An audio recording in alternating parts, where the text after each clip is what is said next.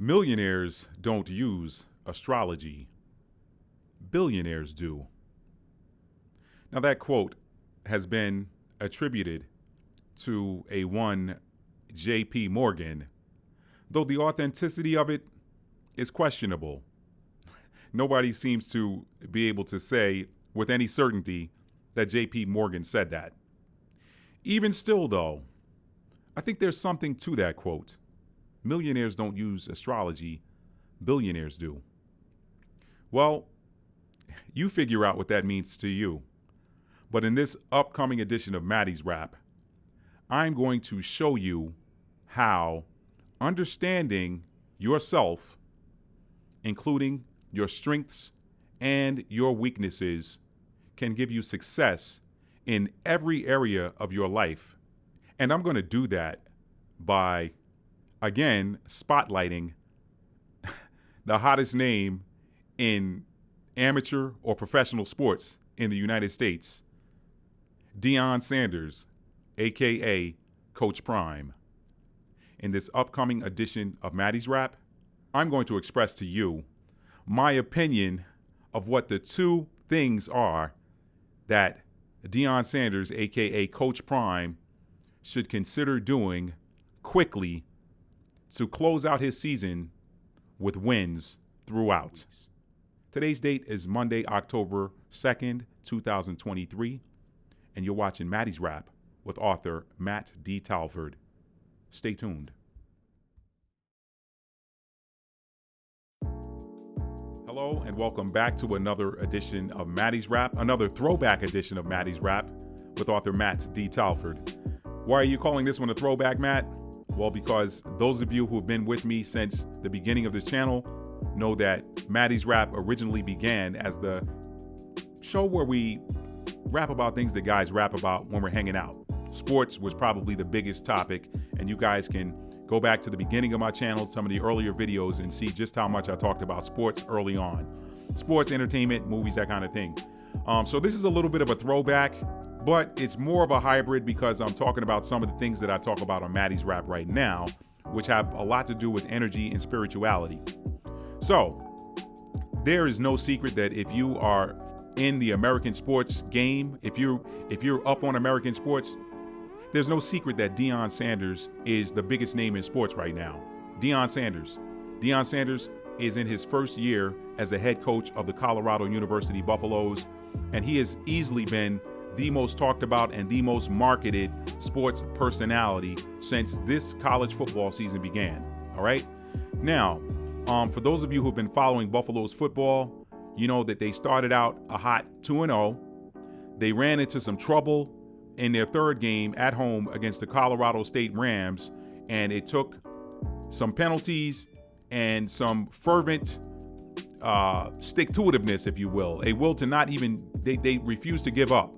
An undying will to win was what it took for them to overcome a big deficit in that game to defeat the Colorado State Rams, who are not as big a name, all right? So that was the first sign of trouble in Colorado.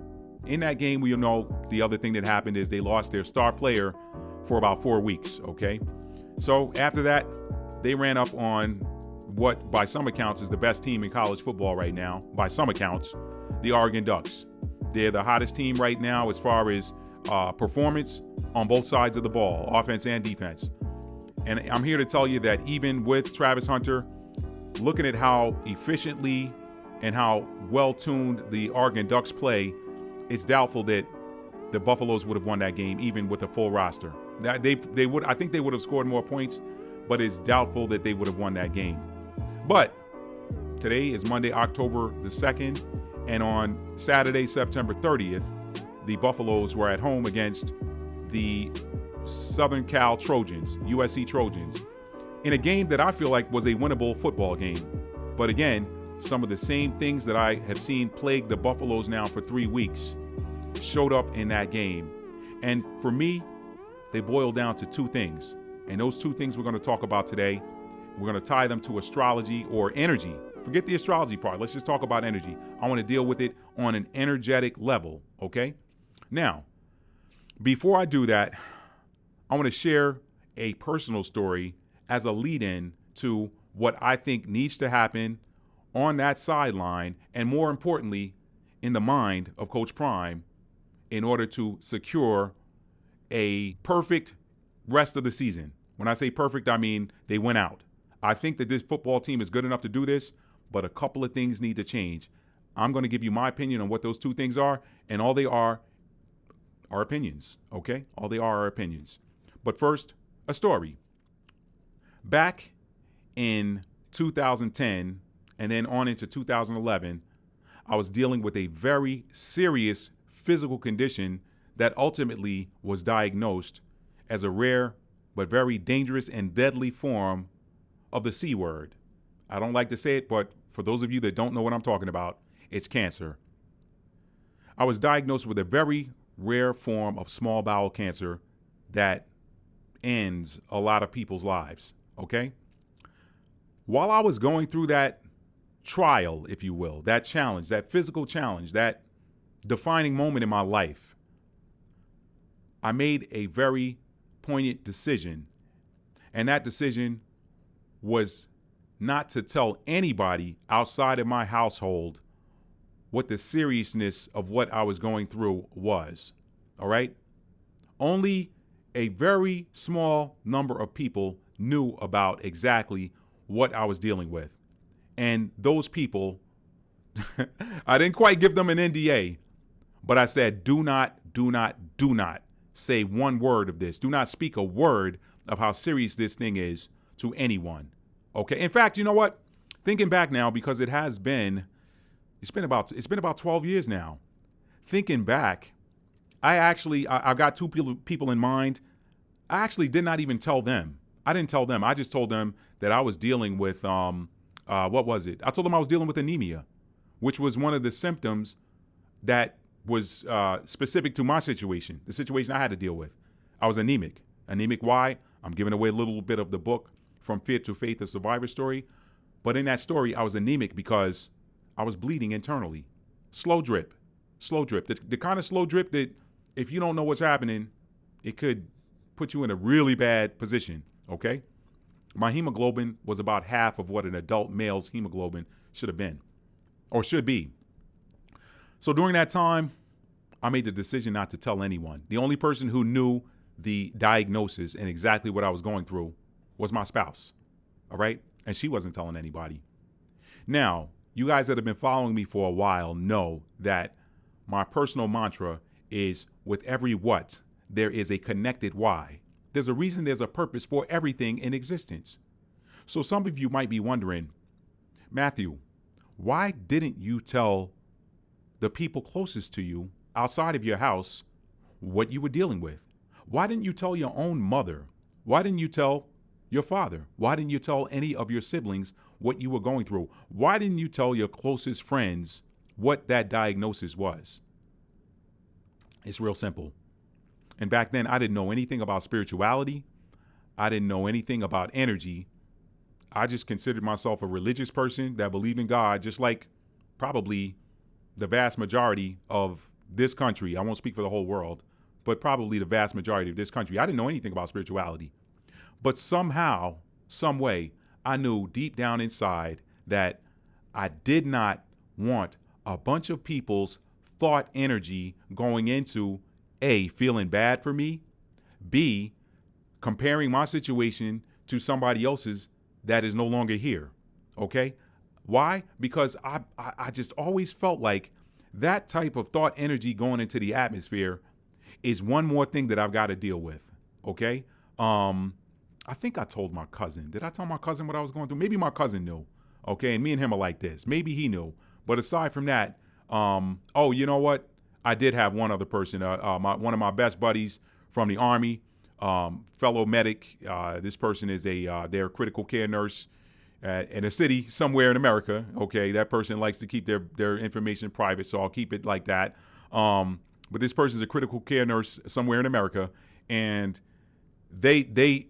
those two alone and their energy made me so glad that I didn't tell anybody else, because they were always calling me, hey man, how you doing? Are you doing everything the doctor told you to do? I had another friend who was a a trauma surgeon who worked in healthcare, and he understood some of these things. And you guys, you can read the book From Fear to Faith, The Survivor Story, and you can get the full details. But only a handful, I could count on one hand the number of people that knew the actual diagnosis. Now, that friend of mine always called me, always in my ear. Hey, man, do everything they're telling you to do, man. People die. People die from this, man. People die from this. I'm fighting this. I'm like, no, I don't need to hear that word right now. I'm trying to win. I don't need to hear that I could lose. I don't need to hear that. That thought already is something I pushed far out into the back of my mind and only focused on the result I wanted. Okay? So I don't need this extra noise going around me. This other person, man, don't be stupid. Don't be stupid. This other person, man, what about your wife? What does your wife think? Are you putting her feelings at risk here by the way you're handling this? And so I'm fighting this person. I'm like, no, actually, she's 100% on board with what I'm doing, why I'm doing it, and how I'm doing it. Okay? So I had a lot just from those three voices alone that I had to deal with. So I didn't want a bunch of other people running around. Man, you know, why? I didn't know it then, but I know it now. It's energy. You do not need other people's energy about you going into the ether with something that you're trying to accomplish that could potentially work against it. All right? And so thank God I kept what I was dealing with to myself for the most part.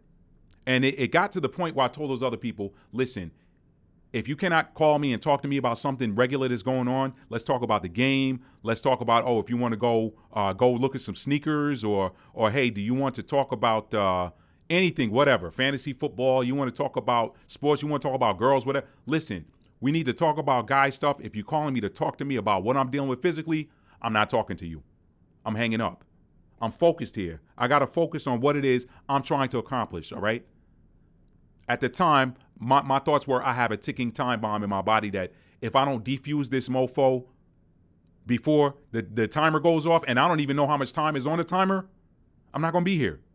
Number two, if I follow the path that others follow before me who are no longer here, the same path that you're trying to tell me to follow, chances are good I'm not going to be here.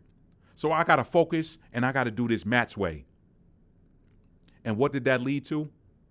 I'm here 12 years later talking to you guys. And people have asked me, is this in remission? Don't use that remission word with me. Remission, everybody's in remission.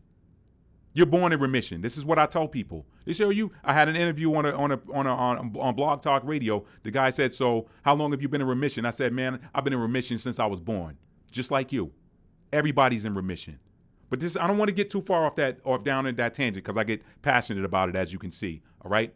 The moral of the story is I kept what I was doing, including my strategy, in-house. In-house. Why?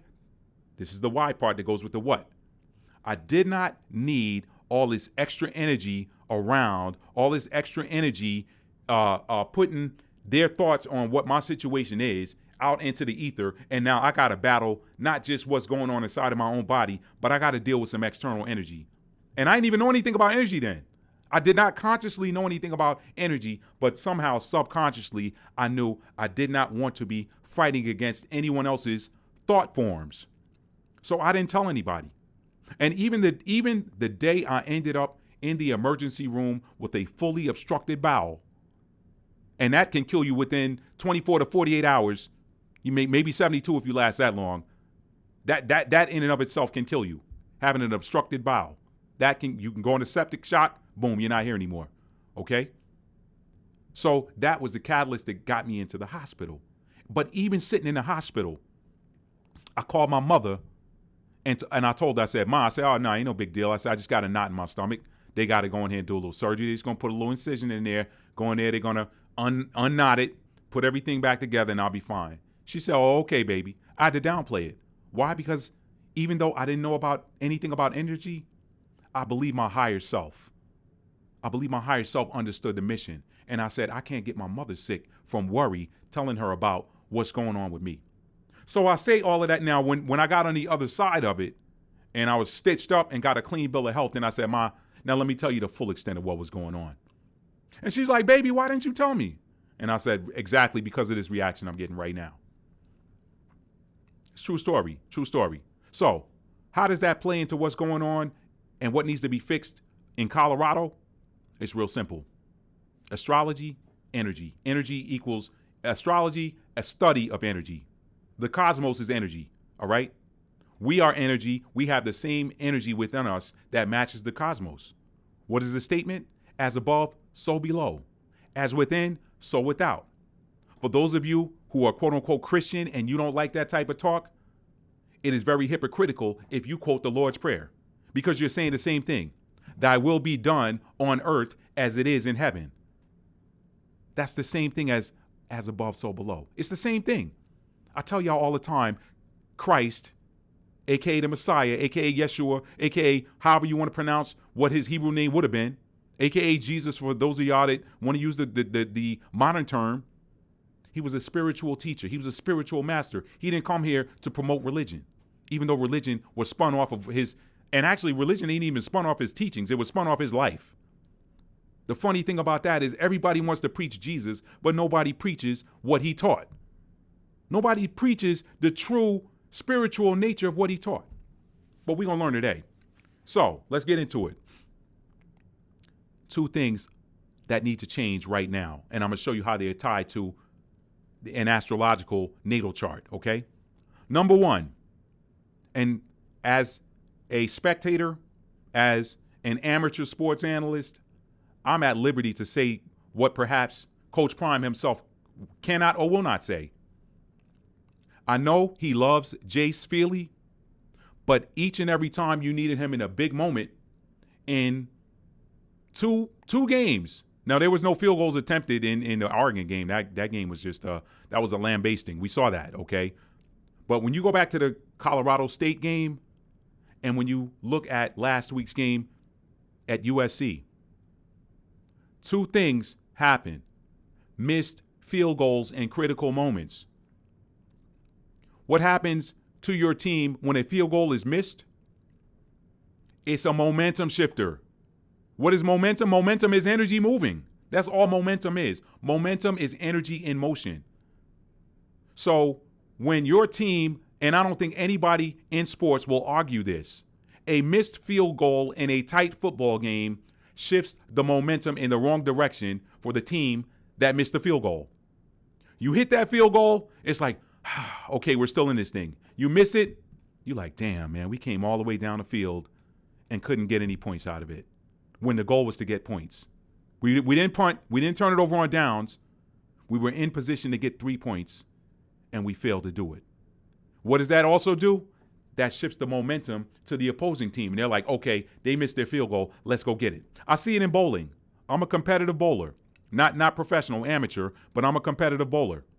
When the team or the player on the team next to you that shares those 2 lanes with you rolls a split, we got this thing with my group where, and the boys, the dudes I'm tight with, even though they're on the other team, when somebody bowls a split, that other person gets up there immediately and says this is an opportunity to capitalize. And 9 out of 10 times they roll a strike when their opponent throws a split. That split is seen as a mistake that can be capitalized upon. It's the same thing with a missed field goal. When somebody misses a field goal, that's a mistake that the other guys can capitalize on. So Jace misses that field goal. That's strike 1. Strike 2. When they need an onside kick, I've never seen an onside kick so bad. I'm just being honest. And I'm not picking on him. I'm just telling you what I saw on the screen. I'm sure he's a nice young man. I'm sure he is, okay? I'm sure he's likable. But in the big moments, he missed one in the Colorado State game. But back to this, okay, the Buffs have pulled after what looked like it was going to be another situation as they had the week before at Oregon. When it looked like that, they battled their way back into the game down the stretch, and in the fourth quarter, after going down and getting a score, and people want to argue and say, oh, the offensive coordinator, he took a lot of time off, whatever, he calling these run plays, whatever. Listen, I look at it the other way. They're looking for you to throw. You don't need to move backwards by getting sacked. So to me, the run, I'm okay with the run. I'm not okay with the execution of it, but I'm okay with the run because it checks the defense to let them know, hey, if you come in too big, we could possibly burn you up the middle for big yardage on the ground. Okay, so I understand using the run to check the defense and let them know, hey, listen, you're not just gonna come in here with a pass rush and push us backwards. We still coming forward. I'm okay with that, okay? I would have liked positive yardage better, but I'm okay with that. So anyway, I'm getting off in the weeds. The point is they drove down, scored, but it took too much time, but the score put them within a single score. So you get the football back, you can go down here and push this game into overtime just like you did with Colorado State, okay? Feely, again, fails to come through in the big moment. The onside kick got no bounce or whatever. It looked like a pass to the opposing team. He literally put so much air under that ball, it went right to the other guys. I'm sorry. He does not seem to be able to handle the energy of the big moments. So that's change number one that needs to take place, but I'm going to show you why it seems to me that Coach Prime is still betting on him a little bit or still giving him chances. It's in his birth chart. I'm going to show it to you. It is in his astrological natal chart. The second thing that needs to happen, and this is big energy talk right here, Coach Prime needs to clear that sideline. What do I mean, Matthew? Anybody who is not a Buffs player, coach, trainer, staff member, when I'm talking staff, I'm talking photography, videography, all of that. If they're not a member of the staff, they're not one of the coaches, they're not one of the players, they're not one of the athletic trainers, they're not a university official, maybe the athletic director or maybe the team president, whatever. Listen, if they are not, and really even with them, I like these guys up in the stands. Even if you're the president of the university, I even want you in the stands. That's a lot of what's the president doing here on the sideline? Like, I've never liked Jerry Jones being on the sideline of the Cowboys games. Be like Robert Kraft. Get up there in the box where the owners sit. Watch it from up there. But anyway, I'm getting beside the point. Anybody who is not a member of that coaching staff, the training athletic staff, a player, they don't need to be over there. They do not need to be on that sideline. You need to clear the sideline. Why? Because you have all of these other energies. I don't care. Yeah, there's celebrities. That's fine. There's a place where they can get celebrities. They can afford the best seats in the house. They don't need to be on that sideline. Why do you say that, Matt? Energy. You got these players that are trying to focus their energy on a goal of victory, and you've got these other energies on the sideline that cannot suit up, that cannot give any useful feedback to the players on the field because they're not coaches, they're not trainers, okay? They're just there as spectators with on-field passes. They got to get off the sideline. And here's why. Their energy is too close to the energy of these players that are trying to win. Why? So now you got these players that are good enough, obviously, to win football games because they're playing from behind in the second half. So they're falling behind in the first half. Listen, the hype is good. If you want to give them field access during practice or whatever, on limited occasions, because even in practice, if I'm coaching, I don't want you there on the sideline if you're not a member of this staff or this team. I don't want you on the sideline. You can watch from over here. We'll put a special section there for you to watch. You can come and interact with the players before and after, okay? But during, you got to clear that sideline, coach. It's energy. For the same reason, for the example I just gave, you got all of these people over there like, oh man, what's happening? Man, why didn't he run? They don't have to say it. If they think it is going out. And what is that doing? It's working against you. You got to be on one accord. You now got people on the sideline that are thinking their opinions of what is happening or what is going to happen. You don't need that close to you when you are in the game. Put them on the side. Put them up in the players' box. Not players' box. I'm thinking tennis now. Put them up in the stands. They can afford the best seats in the stadium. Put them in the best seats in the stadium. They don't need on-field access. If you want them there after the game, you want to invite them into the locker room for a special session, not just to even be hanging out. When I'm thinking of tennis, professional tennis. These professional tennis players, they have fan interaction moments where they have a dedicated time that VIP fans can come and mingle with the players. And then it's just about, hey, I'm giving you a fan appreciation experience. I've got a limited amount of time where I'm having fan appreciation. I got a limited amount of time where I'm having a VIP luncheon where, hey, you know what? These VIPs can come and have lunch with the players. That's what needs to be happening. You don't need these guys on the field of combat when they're not combatants. If you are not contributing to what's going on in the field, then you're a distraction.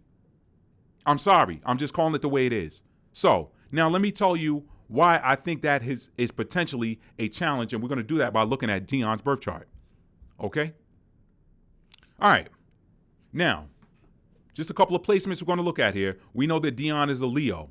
Now, to keep this simple and not do a deep dive in astrology, we know that Leos love the spotlight. That's what they're here for. Leos, their ruling planet is the sun. The sun is the brightest star, if you will, in the sky, period, day or night. The sun is the brightest star in the heavens. It is the brightest star that we see in the cosmos, okay? So Leos have that same energy. Hey, I'm right here. You got to see me. You have to see me, whether you like it or not. You got to see the sun, whether you like it or not. When you go outside in the morning, sunrise, you at the beach on sunrise, you're going to see the sun. Even at sunset, until that sun is no longer in view, you can't even see the stars, all right?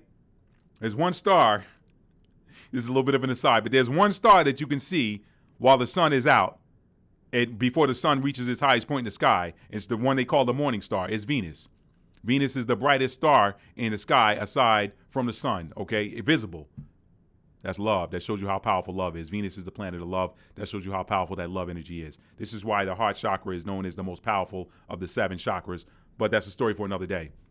Leo's ruling planet is the sun. Leos love the spotlight. They love attention. Other things I know about Leos, I have Leos in my family. I have Leos in my immediate family. Leos love adoration. They love it. Now, Leos don't necessarily care if you don't like them, but they love it when you do like them. They do. They want to be liked. They want to be loved. Now, that's his sun. His moon sign, which is his emotions, his heart, is Libra. Libra is known as the harmonizer. So Libras are known as the harmonizers of the zodiac. They're opposite Aries. Aries are the passionate warriors, the generals. Boom, rah, rah. We going straight ahead into combat. Libras they're the opposite. They're like, hey, Aries is the warrior. Libra is the pacifist. So he has this strength symbol in Leo, the lion, ruled by the sun, for his son, which is his everyday persona, but his heart is about balance and harmony. So that kind of is working against him. This is why you got to know yourself, because when we know our strengths as well as our weaknesses, we can protect those weaknesses, right? So the Libra in him wants to make, hey, let's harmonize, let's keep everything happy. The Leo in him wants to be adored. Hey, Coach Prime. Let me say this. These guys that stand on the sideline of these games, if you're a celebrity and you're an alumni of Colorado football, then absolutely, I'm okay with you being on the sideline because you get it. You understand it. You've been there. But if you're someone who played football at another university, or you're someone you played football for an NFL team and you have no player ties to Colorado University, I'm sorry, you can't be on my sideline.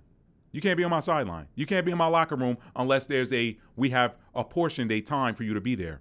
Okay? But with Deion, I'm here to tell you that Libra in him, matched with that Leo that loves adoration, kind of makes it a little bit tougher for him to say no. That's just my opinion. I could be wrong. Okay? All right? So, now, here's another thing, another placement that sort of works against him. If you look at his 5th house, the 5th house is ruled by Leo, okay? The 5th house is the house of strength. It is the house of our, that's where our competitive nature comes from. It comes from that 5th house energy. It comes from, the other thing in that 5th house is our creativity. It is our strength. It's our passion. All of that is right there in the 5th house. Oddly enough, his 5th house, which is ruled by Leo, which is fixed fire, is occupied by the sign of Aquarius, which is fixed air. Now, Leo loves attention. It loves the spotlight. It's an all eyes on me type of energy. The opposite energy, which is fixed air, is Aquarius. Aquarius is, I don't need a spotlight on me. I want the spotlight on us. We all went, listen, Aquarius is the rebel and the humanitarian, okay? Leo is the spotlight. Okay, Leo is the strong one. It not that Aquarius isn't strong, but Leo's attributes are strength and loyalty. So now you can take that and you can apply it to problem number one, which is Jace Feely. Perhaps there's some loyalty there. My understanding is that Feely played youth football with Deion coaching him. So he's known him since he was a child. Now, someone close to me follows well-off media and a lot of what's going on with the Sanders family. That person close to me told me that Feely's dad did not want him to play at Jackson State. I don't know if there's any truth to that or not. This is what I'm told. Y'all can leave it in the comments if you heard something different or if you heard something that that goes along with that. Okay, so your dad doesn't want you to play at Jackson State, so you go to Arizona State. After one season with Arizona State, the guy who coached you throughout your youth career is now the head coach of Colorado Buffaloes. Now you're in the transfer portal to go and kick at Colorado, and your dad happened to be an NFL kicker, and perhaps you guys are friends or whatever. Loyalty would have you continuing to use this guy who is not showing up for you in the biggest moments in games. When you got a kicker in Alejandro Mata who simply does not miss. You look at his career at Jackson State, he missed one field goal. One, and I had the stat up on the screen the other day. Maybe I'll put it up in a little title screen here in the bottom for you guys. I had it up the other day, but this kid only missed one field goal. All right? And that wasn't even a miss. That was a block. That was a blocked kick. So he doesn't miss. That one miss that he had his whole time at Jackson State was a blocked kick, which is not his problem. That's a failure on the special teams offensive line. They let somebody through. That kick got blocked. You got a kid who does not miss, and you've got him playing behind somebody who doesn't show up in the biggest moments. That is where that loyalty, that Leo loyalty attribute can work against you. So my thing is, you got to understand your energy and maybe lean into your fifth house energy, which is Aquarius. Aquarius is all about rebelling against expectations, rebelling against the system, not just to do it, but to do it for the greater good. So for the good of the team, perhaps it's time to switch positions and have Mata starting. Now, again, I'm not a coach. I'm not up in y'all business at Colorado. I'm showing you how the energy that is you can work against you. Now, you look at the two players on your team that are your sons, they are both Aquariuses. Aquariuses care about everybody. Aquarius will put themselves in the back seat to make sure somebody else shines. When Aquarius is shining, they're shining to bring everybody along, not to bring attention to themselves per se. They're like, hey, listen, we did this. Leo says, I did this. Aquarius says, we did this. So Dion, the other thing about the fifth house is it is the house that shows us what our biggest strengths are. You have a big strength in Aquarius. Your ability to be strong is in the Aquarian nature, and it shows up when you rebel and buck against the system and say, nah, I'm not doing it the way everybody else did it. I got to do it my way because my way is going to work for everybody. I've looked at you guys' way. You guys' way does not work for me. So I got to do it another way.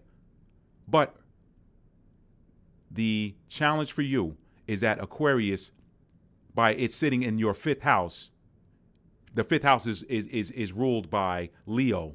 So you got Aquarius that wants to go this way, but then you got Leo, the fact that it's sitting in the fifth house wants to pull you this way. And then you're a Leo sun too, so that's pulling you a little bit more this way.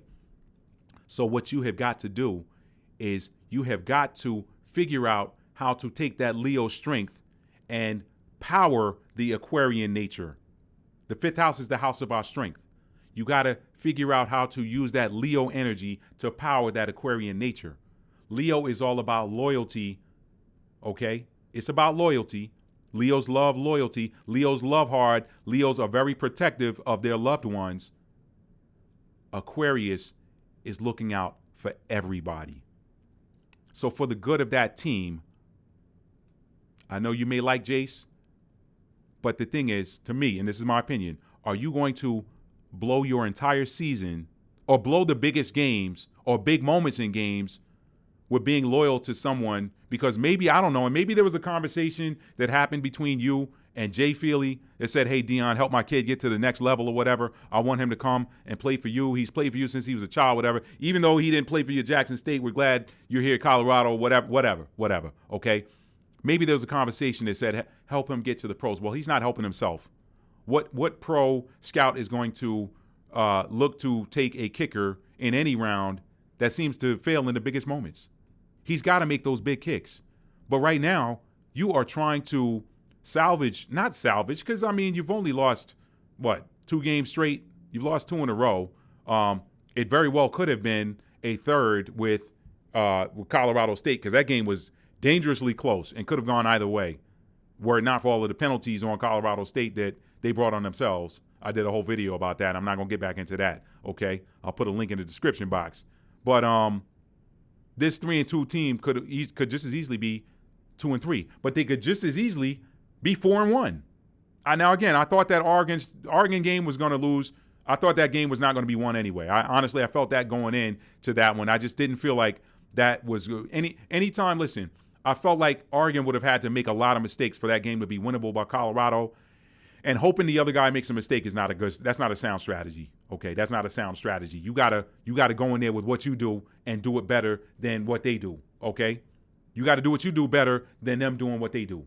So, and that's obvious, right? But anyway, those placements that I talked about can work against him. But here's how God works with the way we come to this life with our family units and our soul tribe, because we got some people that are part of our greater soul tribe that weren't born in the same families. These people tend to have placements that make up for what you don't have. Now, when I look at Deion's chart, Deion does not have any planets in Aquarius, but he's got 2 very strong-willed sons in Shedeur and Shiloh, that Aquarius. So maybe you borrow from their energy. Maybe you borrow from the way they look at things to help everything. And I'm not telling you, listen, whatever happens behind closed doors, whatever conversations happen behind closed doors, happen behind closed doors. I'm just speaking on what I see, okay, based on your natal chart. When we know ourselves, we know our strengths, and we know our weaknesses, okay? But the interesting thing about how we come to this life and who the people we incarnate with who are the closest to us, a lot of times they are there to help us to make up where we're weak. They're strong where we're weak. Give you another example and I'll get out of here. I am from a family of 8, all right? I'm the only earth sign in my family. I'm the only one. So it's almost like I'm the grounding wire for my family. I got a brother, I got a sibling who has all water, air, and fire in his chart. He's got no earth in his chart. So guess what? When he needs a grounded, stable decision on something, he calls me. And he doesn't even know astrology at all. He just energetically, he's always come to me when he needs help with something because he doesn't have any earth in his chart at all. He's got no planets in earth signs. Now, when you talk about the house systems, everybody's got every sign in every house. I mean, you got 12 houses in Zodiac and 12 signs. So everybody's got every energy showing up in their houses. But the strongest energies show up in the planetary placements. He doesn't have any earth signs. He has no planets in an earth sign. I've got it. I'm the dude. I'm Capricorn. That's what I'm here for. Okay? Same with my family. I'm the only earth sign in my family. So it's almost like I was put there to ground everybody. But guess what? I got 2 parents who are double fire. Now, I got fire in my chart too, but guess what? Their fire helps too. Fire is all about passion. So guess what? The lessons I learned from my parents growing up help to fuel the fire that I do have in my own chart. And I'm not here laying out my own birth chart. But anyway, I say that to say, as I get ready to wrap this up, maybe you lean into Shedeur and Shiloh a little bit because they are Aquarius. Aquarius balances out Leo. One is fixed air, one is fixed fire. Air and fire feed each other. Water and earth feed each other. Okay? All right? And you have a highly intuitive son. I looked up Deion Jr.'s birth chart too. He's a Cancer moon, like myself. Cancer moons, they are super intuitive. Why? Because the moon is the ruling planet for Cancer, and your moon sign is your emotions. So it is, if you're dealing with a super intuitive Cancer moon in Deion Jr., you got a whole team around you that can help you to succeed and continue to soar forward. They're grown-ups now. You've raised them How about tapping into their talents and their gifts and their energies that they came to this earth with? Whether people believe in astrology or not, the sun, moon, and stars were in certain positions relative to where you were born and when you were born. Everybody on the planet. So whether you believe it or not, it affects you. You are energy. You have energy swirling inside of you that matches the energy of the cosmos in different portions, okay? So, two things that Dion needs to do, and they have to deal with energy. Get the energy off your sideline that has nothing to do with that game other than them being fans and hype people. You don't need that. They can hype you up from the stands. Hell, your children's moms aren't even on the sideline during the games. They're in the box. When the cameras are panning the crowd, that's where you see Pilar. She's not on the sideline. Are these others better than your children's mom? If the stands aren't too good for if your children's mom is not too good for the stands, these celebrities are not too good either. They cannot be on the sideline. Their energy is disrupting the energy of your team, whether you like it or not. Why? Because they're not members of the staff. They're not members of the team. All right? And they're not members of the training staff. They're not members of the coaching staff. They're not members of the team. Get them off the sideline. And number two, listen, I know Leo loves loyalty, and I know Libra loves to harmonize, okay? Libra doesn't want to make anybody mad. Libra does not want to make anybody mad. Aquarius don't care about the spotlight. They care about the mission and the good of the whole. Leo cares about the good of the one, all right? So I feel like that's working against you with this kicker. I know the thought has been in your mind. It has to have been. Anybody who's coaching says, darn it, man, we needed a shot. I mean, we needed that ball to at least roll around and we get a chance at recovering the onside kick. He kicks it right to the receiving team. It looked like a pass. It looked like he pitched it to him. And it's nothing against him, but he just seems to not handle the big moments well. And then you got no Miss Mata on the sideline watching.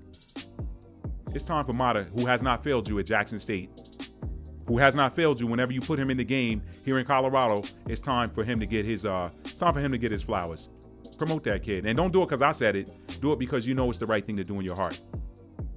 Don't let that Libra harmony and that Leo loyalty have you cost your team in big moments. Ask yourself, what would Shedeur do? What would Shiloh do? Ask yourself that. Don't be too proud for that. They're members of your team. Yeah, you raised them, but they're part of your team. They're part of your soul family. They're part of your soul tribe. You just happen to be playing the role of their father, but they're grown now. Ask them for their opinion.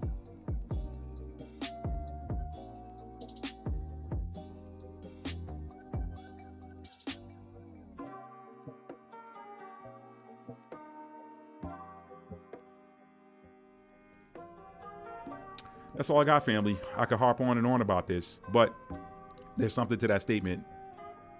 Millionaires don't use astrology. Billionaires do. Come with a billionaire mindset for football. All right? Look at your own natal chart. Look at what things work for you and what things work against you. And then use your team and use some creativity for the things that work against you. Your creativity is in your fifth house. That's everybody. Your fifth house happens to be in Aquarius. Aquarius is the rebel. It is about the greater good. You do it in some areas, but there's some other areas you can do it in. And I think it's time to be, hey, for the good of the team, I'm ending this celebrity sideline visits. Y'all don't look, we'll do something for y'all. We'll have an after party for you. You can come to the locker room after we win the game. You can come to the locker room and celebrate with us after we win the game. But we don't need you in the locker room before the game. We don't need you in the locker. We don't need you on the sideline during the game. We win, you can come to the locker room. We lose, sorry, we don't want to see you in the locker room. This is family only. That's how Matt would do it, okay? I'm sure any Aquarian people you got around you would do that. And I'm not an Aquarius. I'm a Capricorn. But Capricorn and Aquarius are very similar in that we're about the mission. We are about the mission. And I know in your heart of hearts you're about the mission too. Okay? That's all I got, family. Listen, if you like this video, give it a thumbs up. If you are new to this channel and you like being inspired, you like being educated, motivated, uplifted, hit that subscribe button, all right? And turn on that notification bell so you'll be notified when I drop new content. And last but not least, all right, I'll end this video like I end them all. Tell somebody you love them and mean it. How do you mean it? You have to show it. Love is a verb. It is a noun as well. But when we focus on the verb, the noun always somehow takes care of itself. Peace, family. All right, family. As I was editing the video, I realized that there was one point, one very necessary point that I left out. Now, I want you guys to understand something. I talked about the ways that some of Deion's natal chart placements can serve to hinder him with regards to what he's doing over there on the sideline and in the locker room at Colorado University. I did not really spend a lot of time on the strengths that those are. Leo is very powerful energy. It's a strong energy. Leo is about getting the job done. Libra is about fairness and justice. The attribute of Libra that can work against you is sometimes you can be harmonious to a fault because of the loyalty aspect. I have a lot of friends that are Libras, and one of their number one things that they like in their friends is loyalty. So because of that, they also give loyalty. And so I kind of talked about how that might be working against him with regards to the two things that I said need to change. Now, there is one very powerfully positive note that I want to end on, and that is a placement that I didn't talk about, and that's Deion's Mars placement. Everybody has everyone has two masculine and two feminine placements in their personal six. Your personal six being your sun, your moon, your rising, aka ascendant, which is your first house, and then your Mercury, your Venus, and your Mars. All right. Mars is the one that I did not talk about. Your sun is your dominant masculine energy. Your Mars is your secondary masculine energy. It helps to define your sun. Okay.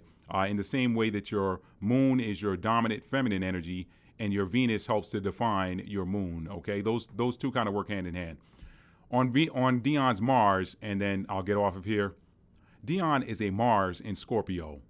That is, by some accounts, the most powerful Mars placement that a man can have. Now, some would say, well, Aries, because Mars is the ruling planet for Aries. Mars is also the ruling planet for Scorpio. The difference with Mars in Scorpio is that Aries is a bull in the china cabinet, is subtle. You don't necessarily see the action, okay?